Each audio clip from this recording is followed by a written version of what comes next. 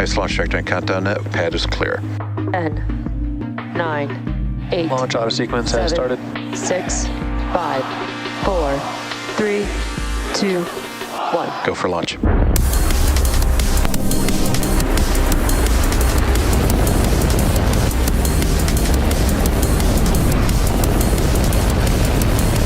Vehicle is supersonic.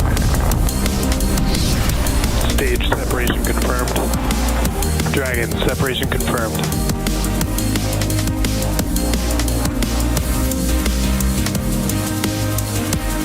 Stage 1 is transonic. Landing legs have deployed. And Falcon 9 has landed. Hello, everyone, and thank you for joining us once again for the Falcon Heavy webcast of the Jupiter 3 mission. I'm Ronnie Foreman, and I'm joining you to follow our Falcon Heavy rocket liftoff from Launch Complex 39A at Kennedy Space Center in Florida.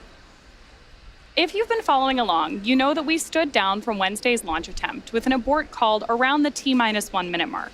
This was due to a valve that stuck open on one of the side boosters, preventing us from performing pressurization of a rocket component.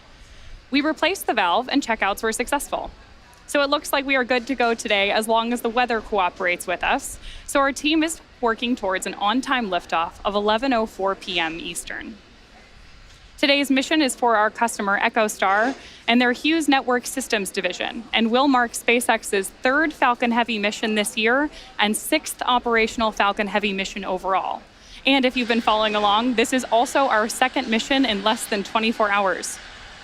Late last night or early this morning, depending on where you're watching from, we were fortunate enough to find some good weather down in Florida and launched our 50th mission so far of 2023. We had liftoff at 12:01 a.m. Eastern Time from our neighboring pad, Space Launch Complex 40. Back on 39A tonight, with that great view you have on your screen, we have the Hughes Jupiter 3 EchoStar 24, or Jupiter 3 for short, on board the second stage. Jupiter 3 was built by Maxar and will be the largest commercial communications satellite ever to launch into geostationary orbit, weighing over 9 tons. Once operational, Jupiter 3 will help meet demand for HughesNet satellite internet in rural areas of the United States and Latin America, as well as demand for Explore service for rural customers in Canada.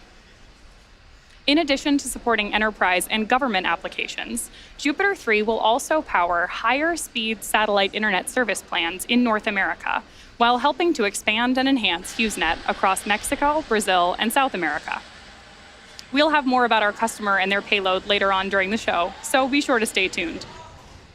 Now at just under T-minus 13 minutes, all systems are currently go for an on-time liftoff of 11:04 p.m. Eastern. The vehicle started propellant loading around the T-minus 50 minute mark and is nearly fully loaded with propellants. The range is ready to support, and we have a 25% chance of violation for weather today, but we're moving forward with the countdown to see if we can find some clear weather in time for liftoff. Of course, if for some reason we don't launch today, we do have a backup opportunity tomorrow at the same time. So as you can see on your screen, although a little bit obscured by that LOX cloud, Falcon Heavy is essentially 3 Falcon 9 rockets strapped together, which means it can carry much larger payloads, not only to Earth's orbit, but to the Moon and Mars as well. Like the Falcon 9, Falcon Heavy is a 2-stage launch vehicle, but the big difference is that the Falcon Heavy first stage is comprised of 3 cores, and Falcon 9 has only 1. That means that Falcon Heavy has 28 engines in total. Each one of the 3 boosters has 9 M1D engines at the bottom, making for a total of 27 engines across the center core and both side boosters, which you have a great view of on your screen right now.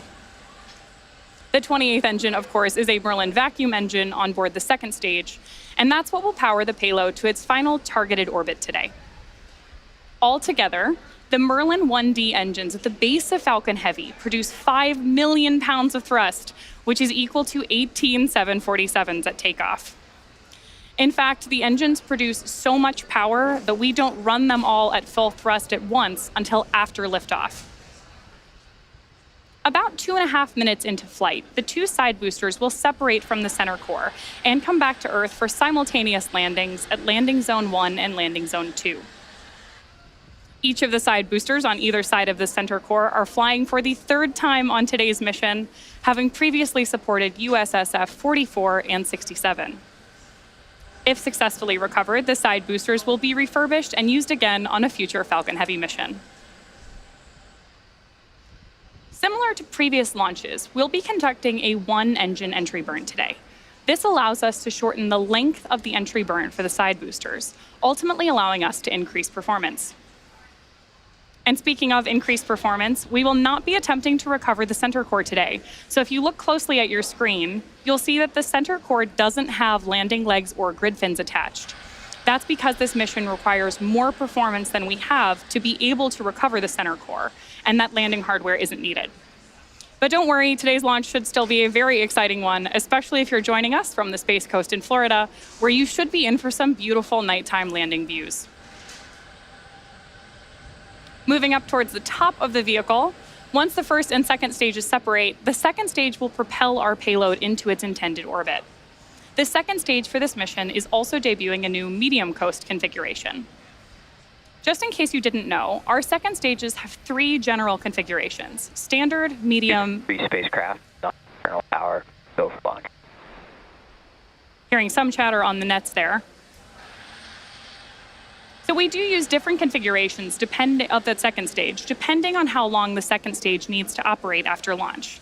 A medium coast kit, which is what we're using today, provides better performance for some missions and includes an added battery loaf or power pack, a painted gray stripe on the outside of the fuel tank, and other hardware to make sure the fuel and stages systems operate as long as needed once we get to space. If you look very closely just above the countdown clock on your screen, you can see that stripe of gray paint. While in space, the paint will absorb heat from the sun in order to keep the second stage fuel warm enough for our long flight today. Now, as a quick note, payload deployment for Jupiter 3 is scheduled to occur after 3 second stage engine burns and will take place around the T plus 3 hour and 30-minute mark. So hopefully you'll stick with us. Now, above the second stage is where our payload is safely enclosed inside of our carbon composite payload fairing halves. The fairing protects the payload from aerothermal loads, heating, and contamination during ascent. Once we reach the vacuum of space, though, the fairing isn't needed anymore, so we'll jettison the fairing halves as the second stage continues on its journey to orbit. Both fairing halves supporting today's mission are also flight-proven, just like our side boosters, with one half flying for its 5th time and the other for its 6th. We will be attempting to recover the fairing halves again today as well with our recovery vessel, Doug. And now, with just about T-minus 8 minutes and counting, here's a little bit more on our customer and our payload. For over half a century, we've been on a journey to connect people, enterprises, and things around the world. Innovation runs deep in our veins, from developing the two-way VSAT in the 1980s, to inventing satellite internet in the 1990s, to launching the first modern-era telecommunications satellite in the 2000s. We've tackled the biggest connectivity challenges and applied our engineering excellence to uncover innovative ways to connect the unconnected. Since the launch of the first Hughes high-throughput satellite, we have engineered some of the highest capacity broadband satellites in the world. And now, our latest and greatest innovation launches a new era of connectivity. Jupiter 3, the world's largest commercial communications satellite. 26 feet tall when stowed, it boasts 14 solar panels unfurled. This massive satellite was purpose-built and engineered like no satellite before. Hundreds of team members have devoted countless hours to bring Jupiter 3 to life. The highly anticipated next-generation ultra-high-density satellite doubles the size of the Hughes Jupiter fleet and brings total throughput to more than 1 terabit per second, enabling more capacity, better service, and faster speeds. With 300 highly concentrated spot beams, Jupiter 3 expands our reach to nearly 80% of the population across North and South America. The engineering ingenuity built into Jupiter 3 will expand the connected experience. For the family in Ohio, streaming movies on a Friday night. For the student in Mexico, expanding her horizons with access to technology and educational tools. For the farmer in rural Idaho, monitoring the weather each day to manage his crops. For the executive, flying from New York to Los Angeles, holding a meeting over first-class Wi-Fi in the sky. For the senior in Montana, consulting with his doctor by telehealth. For the ranger at a national park, coordinating in real time with emergency responders. For the mango grower in Brazil, expanding her family business nationwide and internationally. For the entrepreneur in Ecuador, promoting his business and taking customer orders. For the grandmother in Mississippi, meeting her new grandchild by video chat. All this and more as Jupiter 3 launches a new era of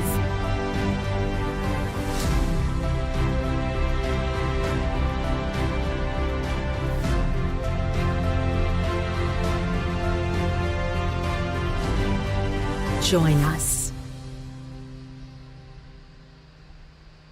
As a quick update, it looks like we actually don't have a recycle opportunity tomorrow, but weather has improved with only a 10% probability of violation, so we're looking great for liftoff. Next up, in preparation for liftoff, the clamp arms... Strongback retract in progress.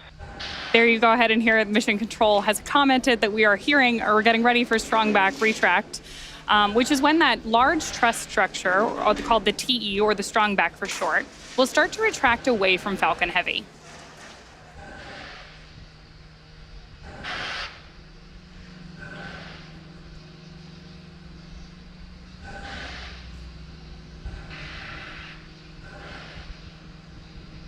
Now, before we can retract the TE, the clamp arms have to open up from around the vehicle, which you can see on your screen right now, moving back into that fully retracted position.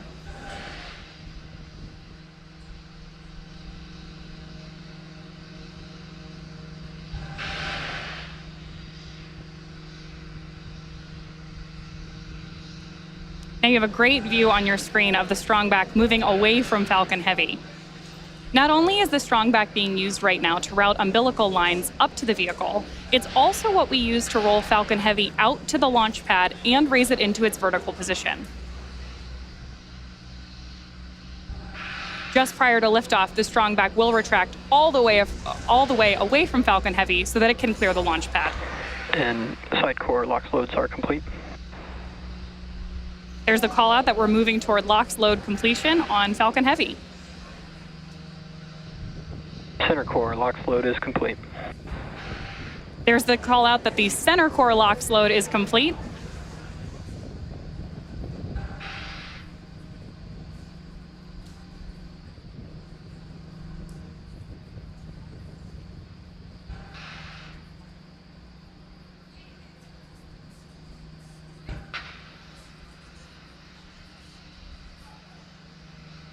As always, those white clouds venting from around the side of Falcon Heavy are nothing to worry about.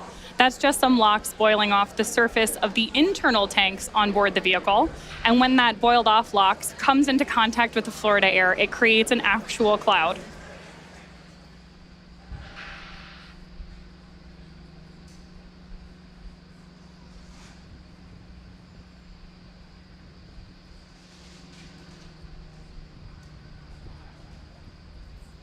Incredible views from the launch site down in Florida tonight. Stage 2 LOX load is complete. There's the final call out that LOX loading is complete on Falcon Heavy. That means that the next major flight milestone we're listening for is startup. When you hear Mission Control call out that Falcon Heavy has entered startup mode, that means that the internal flight computers have taken over the countdown. That's also the point during the countdown where Stage 1 and Stage 2 begin to pressurize for launch.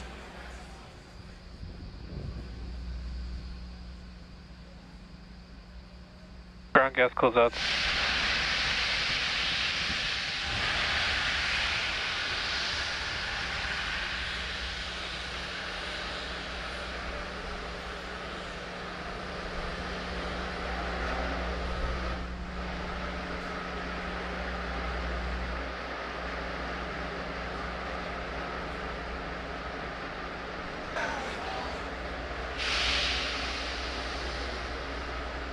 Falcon Heavy is in startup.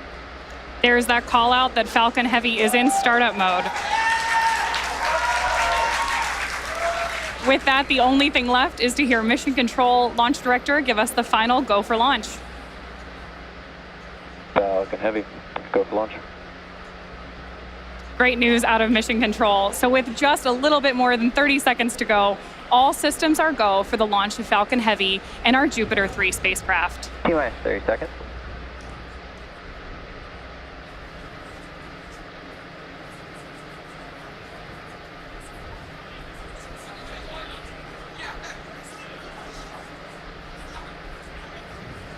Seconds. T-minus 10, 9, 8, 7, 6, 5, 4, 3, 2, 1. Ignition. Engine full power. And liftoff from Falcon Heavy. Go Falcon 9. Go Falcon Heavy. Go and liftoff.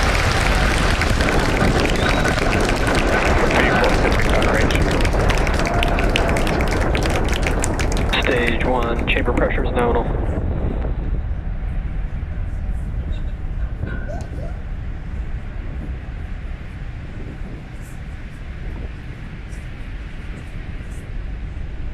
We are just over 30 seconds into flight under the power of over 5 million pounds of thrust, and Falcon Heavy is on its way to space. Right now, we're throttling down in preparation for max Q, which is, of course, the moment of peak. Power and telemetry nominal. Callouts there that power and telemetry are both looking good for Falcon Heavy. Again, what we're preparing for next is max Q, which is the peak mechanical stress on the rocket. So that is a critical flight milestone for us today. And with that supersonic call out, we know that Falcon Heavy is moving faster than the speed of sound.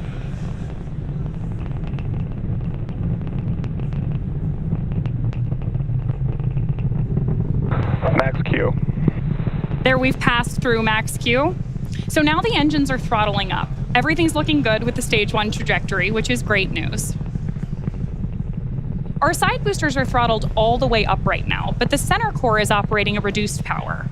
We'll gradually begin reducing thrust from the side boosters to decrease forces on the vehicle structure as we approach our next major flight event, BECO. BECO, which stands for Booster Engine Cutoff, is expected at about 2.5 minutes into flight.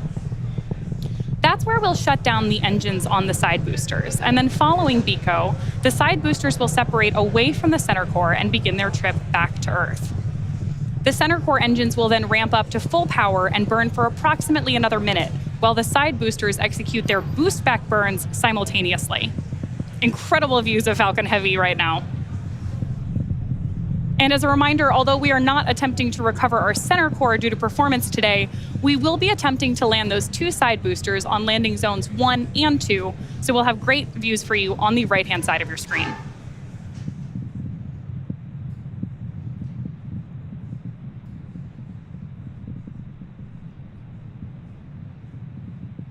Side booster separation confirmed. Side core separation. There we've had confirmation of side core separation there. And shortly, those side boosters are going to begin the first of 3 burns prior to landing back on land. There's the call out that we've had boost back begin. We're going to have several things happen in quick succession here. So some of the things we're looking for are MECO on our main engine, and then those 2 entry and landing burns of the side boosters.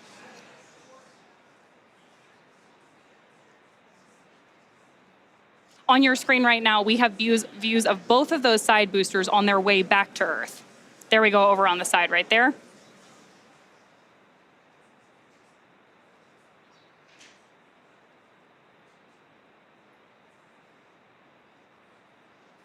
Following main engine cutoff of the center core, we are looking for stage separation of the center core and the second stage, and then SES-1, or second engine start 1, for the MVAC engine on board stage 2.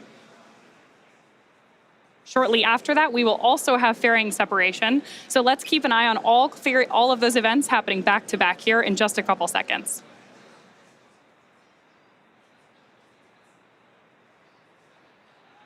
Booster boost back shutdown.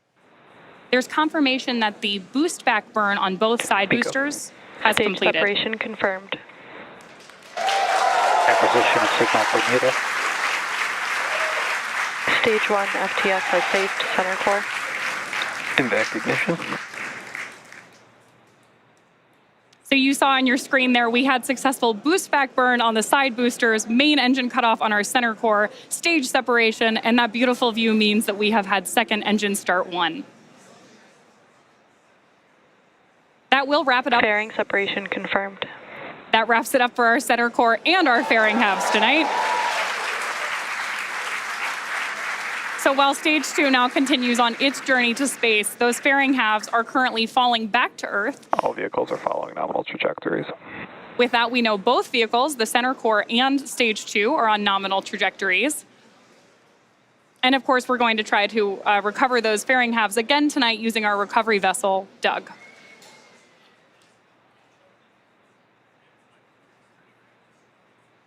So next up, we'll be attempting to recover the 2 Falcon Heavy side boosters on land back at LZ-1 and LZ-2. Fun fact, Landing Zone 2 was built to support dual booster landings like the one we're attempting tonight. Now, at the time of separation, the side boosters were traveling slow enough to turn around and make their way back to land at those side-by-side landing pads. But they've picked up a lot of speed since then. So in just a few minutes, the side boosters will execute an entry burn, followed by a landing burn. Both of these burns are meant to slow the side boosters down rapid landing. If those landings are successful today, they will be the 211th and 212th landing of an orbital class rocket. But as I mentioned earlier, because of the additional performance required for this mission, the center core will be expended, and we're not attempting to recover it. Entry burn should begin for those side boosters in just about 10 seconds.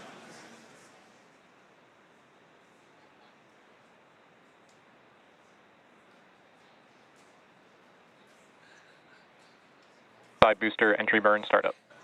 There's confirmation from mission control that the entry burn has begun. Now, each side booster has ignited just one engine in preparation for landing. Side booster entry burn shut down. There's confirmation that we have now shut down for the entry burn. Next coming up is our landing burn. And as a reminder, this will be a Side boosters FTS has saved. a 3-engine landing burn on each of those side boosters.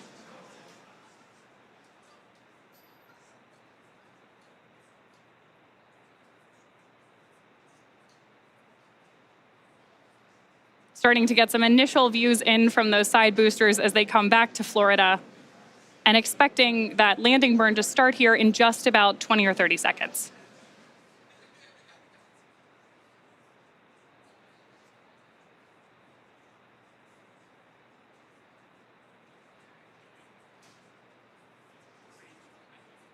Both side boosters are transonic.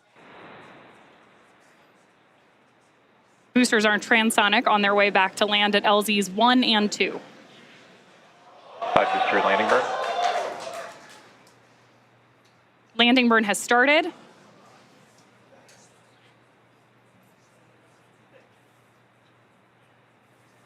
Side booster landing leg deploy.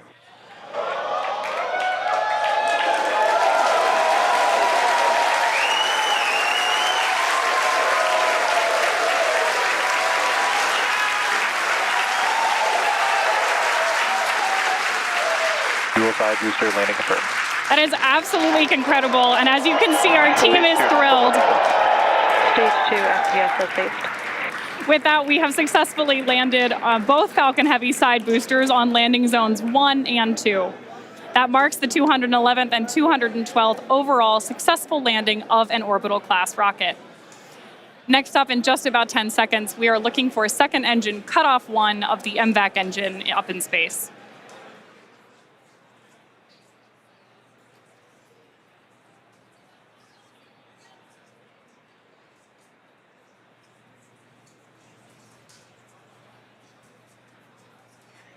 Seco. Confirmation of second engine cutoff 1. Nominal orbit insertion. And that's great news that we're in a good orbit. So at this point, we'll be heading into a coast phase until our second relight of the MVAC engine around the T+26 minute mark. We'll come back to bring you live coverage of that second burn in about 15 minutes. But until then, sit back and enjoy the space tunes.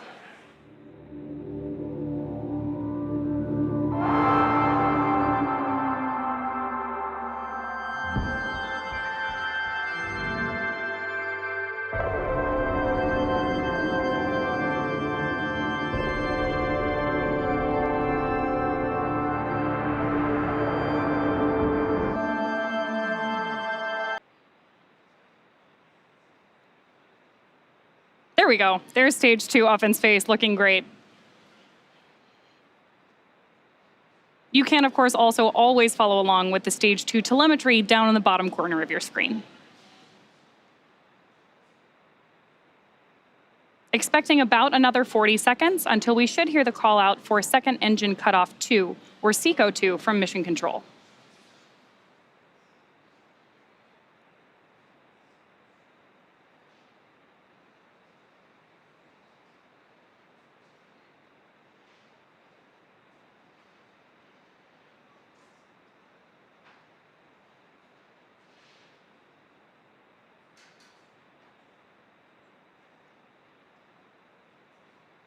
Looking at probably 15 seconds more on this burn of the Merlin vacuum engine.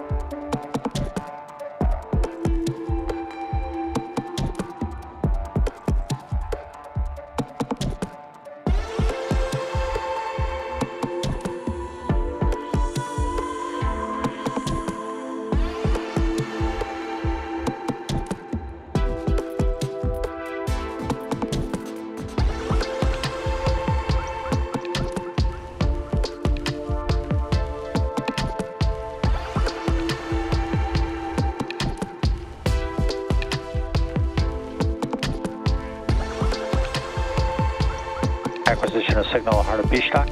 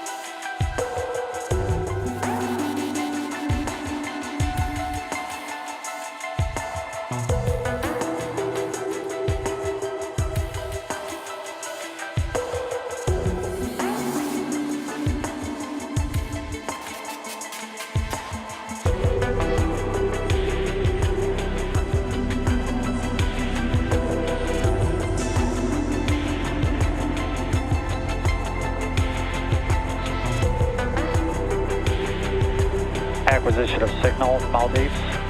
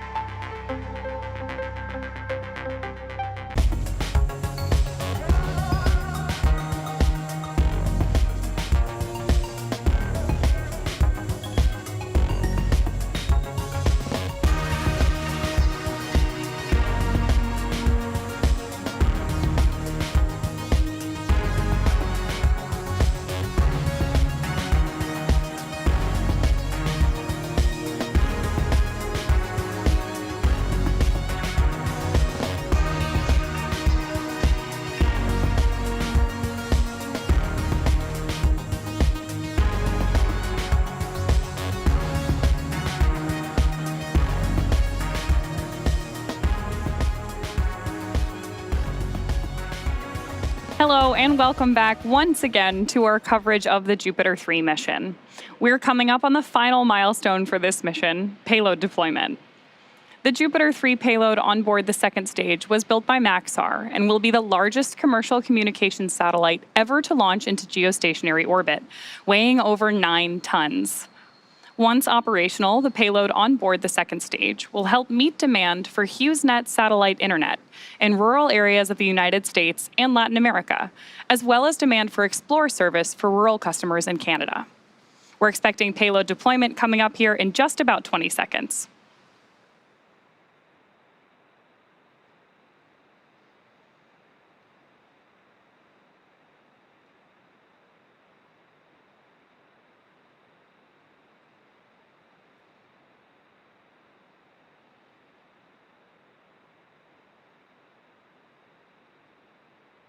Payload deploy confirmed.